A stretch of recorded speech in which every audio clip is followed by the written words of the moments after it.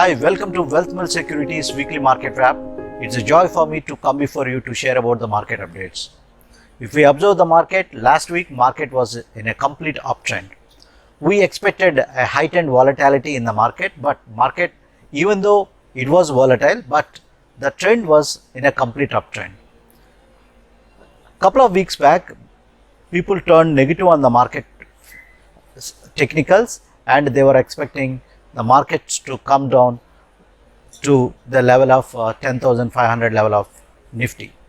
Whereas last week, despite of the negativity in the market, especially the news that was coming from the US markets, the global cues, last week as President Trump was tested positive for COVID-19, but as his health progresses, as he improves health, and when he was back to White House, markets went into a upward trend. So right now all the analysts are tracking his tweets than the other financial parameters. That's what the trend in the stock markets at current point of time. While coming to India, one of the positivity that's India is witnessing at present moment is whenever the Dow was down during the night in US, next day morning the Dow futures tend to go up during the day. As the Dow futures were up during the day, Indian markets showing its resilience and markets are trading in a positive territory.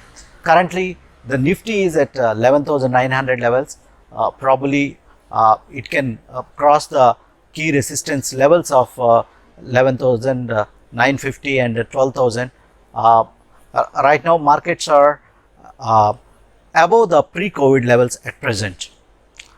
So the outcome of US presidential results is crucial event for the markets, and we are just 25 days away from the US presidential elections.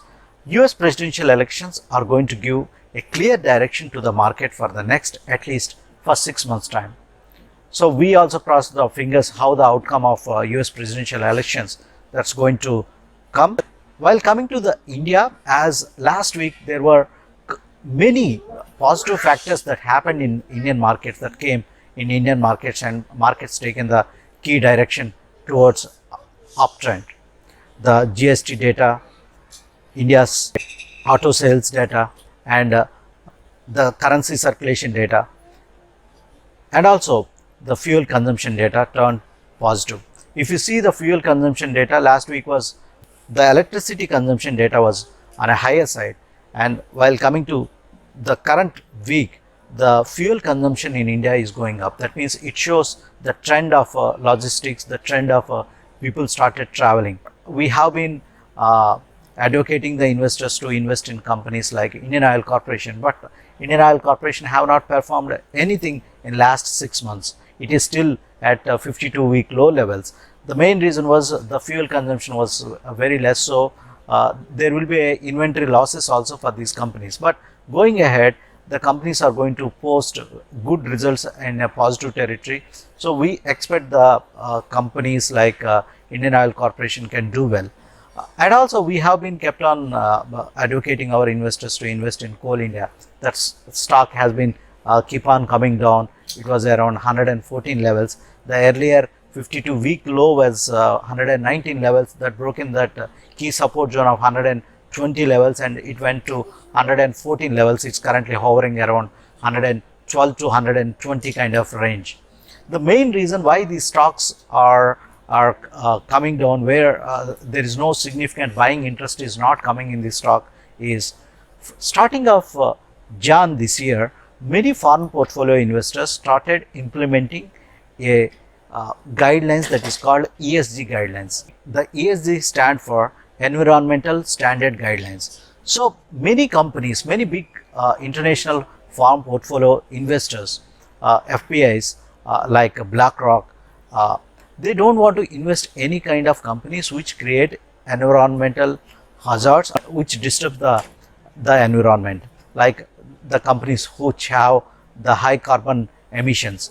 So the Coal India and Indian Oil Corporation, they categorized comes under ESG.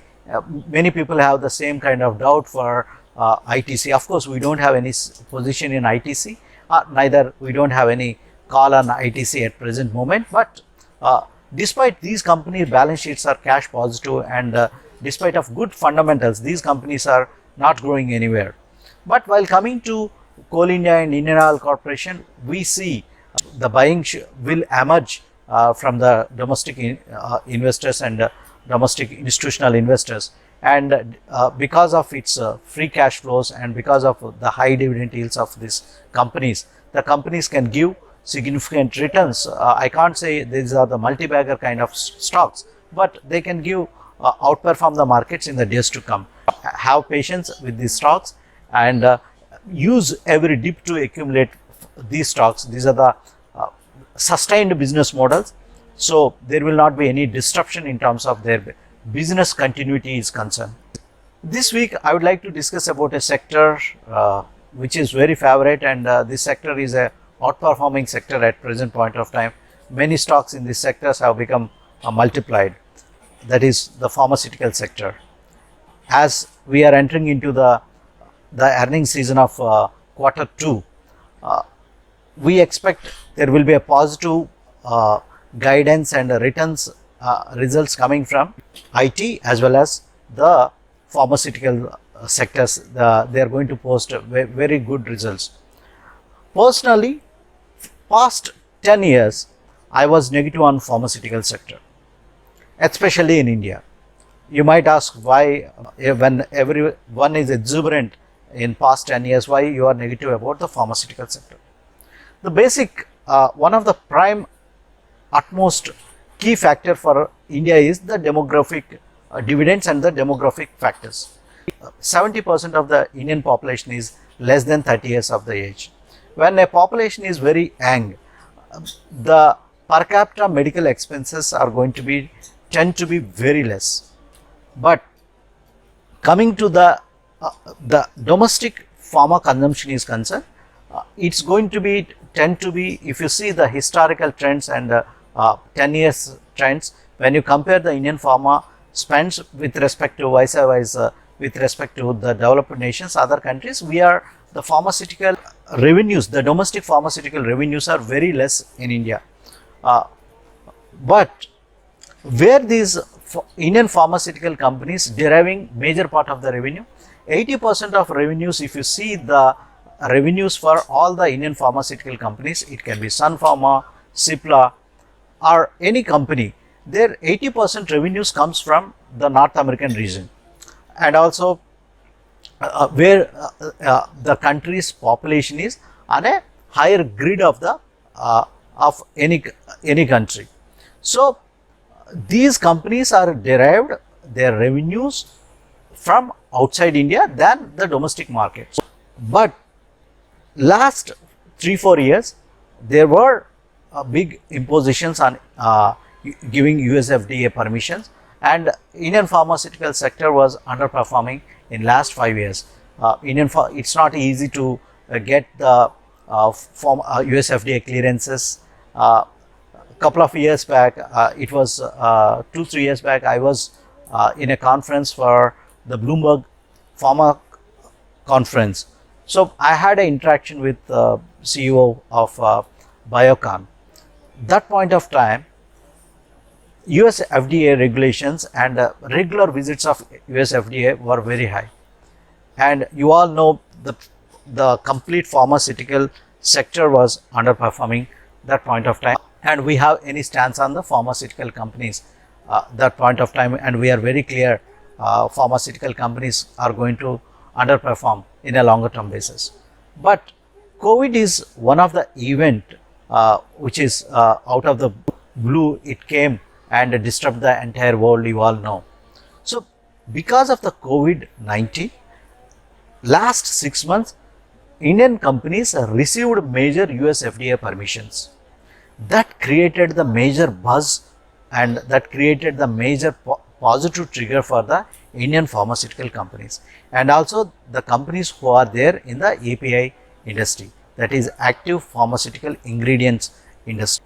And due to the restrictions that are going up with respect to the Chinese APIs, Indian API companies are taking the advantage.